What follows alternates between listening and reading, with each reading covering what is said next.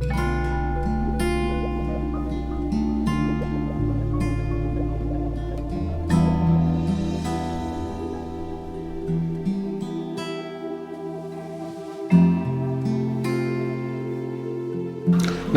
Today I am going to talk about the manifestation using core.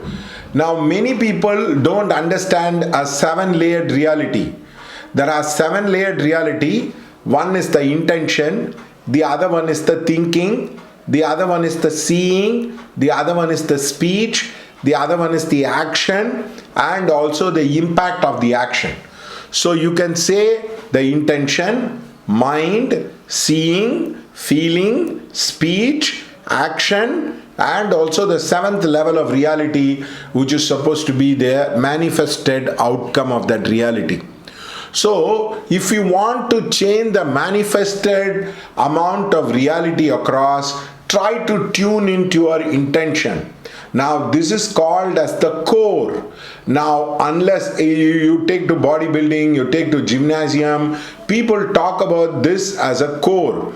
Now, if this core is correct, then the manifestation will be very, very easy.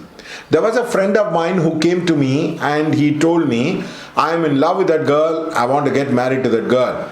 I told him, close your eyes, take a deep breath, put the attention 2 inches below your navel and try to slowly look into that particular place and feel it. I said, feel. Are you feeling peaceful? Are you feeling restless? Or what do you feel about it? He said, I am feeling restless. Then I said, continue tuning in. What do you still feel? He said, I am still not feeling okay with that.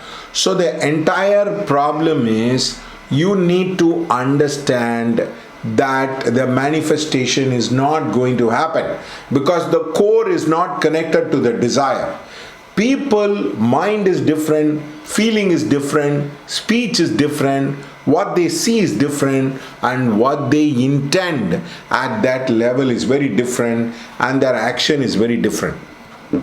For example, one of my friend was there. Now he wanted to do an IA study. So the point is, I asked him, are you able to sit? He said, no, I'm not able to sit. I'm getting distracted. I'm not able to be focused. I'm having all kinds of problem across. It's so difficult across. All the thing I was saying.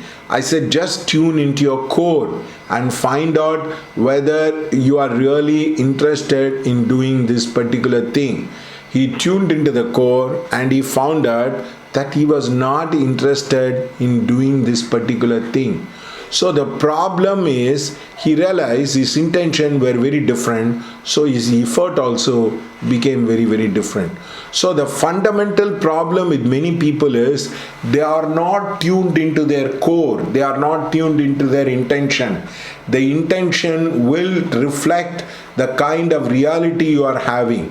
For example, there was a person who was talking to me and he said, I'm always getting attracted to I don't want to go to this place, but I keep on getting attracted to this place. I said, you tune into the core. Anything you repeat in your life, it means your core is interested in that. We can call that point as the harakiri point. The great Japanese have the harakiri point. It is actually 2 inches below the navel. That point is filled with life. So if somebody wants to die, they put their knife through and wriggle the point, the prana will leak and they will die out across. This is called as the harakiri point. The problem with this is also the core point in your life. Now, if you want to be very successful, you need to tune into the core. When you tune into the core, it is actually the root of life. Your mind and your feeling will get aligned. Many times there is a conflict between mind and the feeling. Don't decide with the mind, don't decide with the feeling. Decide with the core. Either to follow the feeling or to follow the rational sense. There will be a lot of sense of peace.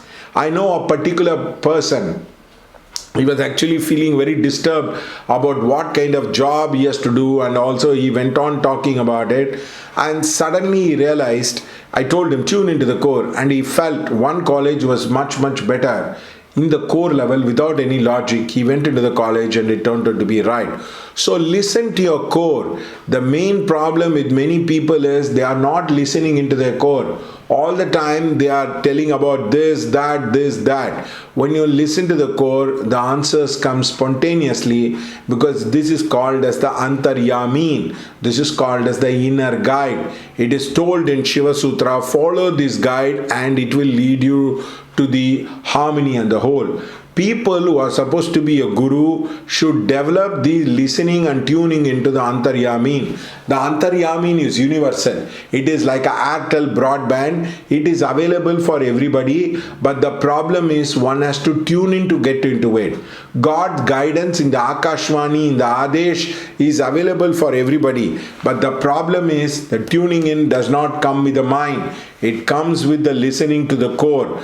The more you listen to the core, you will be able to answer anyone in your life. You will be able to guide anyone in your life. This is what a guru is supposed to do. But these days, gurus are very important in having an image by having a beard or like trying to cover it up without coming to the understanding that the guru means one who listens to the core, one who tunes into the core of life. Now, what you call it as the Satyam, the rhythm of life, you tune in, you will be able to answer. The core will get reflected in the swara. Now, whether you should do this or not, the core will get reflected in the nimitta. If you have a doubt, you can take the nimitta. Nimitta is a shastra where the God speaks to you with different people and different language, which I will be talking to you in another video. So the point is, the nimitta is a shastra, the swara is a shastra. All that will get reflected with the core. Unless you understand this particular thing, you are not going to spiritually progress across. And many people get misguided with the guru because their core and the guru's core is not getting connected. Guru is not taking up a fanciful title and having a long beard and a white beard and talking about it. Guru is connecting to the core and trying to answer the person's question without any prior knowledge. You don't need knowledge, you don't need information. You know, you have the source by which all the other knowledge springs. That is why many great musicians, many great actors, many great artists are able to tune into the core. That is why they are able to produce such kind of awesome works into their life. So the difference between a Mozart and a Salieri, between Ilayaraja and the Deva, is nothing but tuning into the core. Ilayaraja will be able to tune into the core when he puts some music. So automatically the Antaryamin opens up. There's a flooding of information and he is able to write it down as a notes. In the same manner, if you listen to your core, you have the inner guru which is appearing for you. You will be able to guide people, you will be able to help people, you will be able to manifest people across.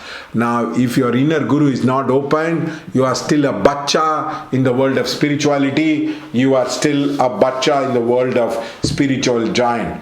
Therefore, till the inner guru opens up, you need a guru. And the second thing, if you don't have the inner guru opening up, you cannot be a guru to anyone. So listen to your core, whether it's interview, whether it's class, whether it is anything, just listening to it, keep moving it, listening to it, keep moving it, and suddenly you will come to a different dimension and different perspective. There is a very beautiful story called Kidir. I would be loading the story at the end of it. You will understand the story of Kidir is nothing but the story of listening to the core. All the twists and turns of life will be taken care provided you listen to yourself and you listen to your core. The core is growth, the core is evolution, the core is everything. Thank you.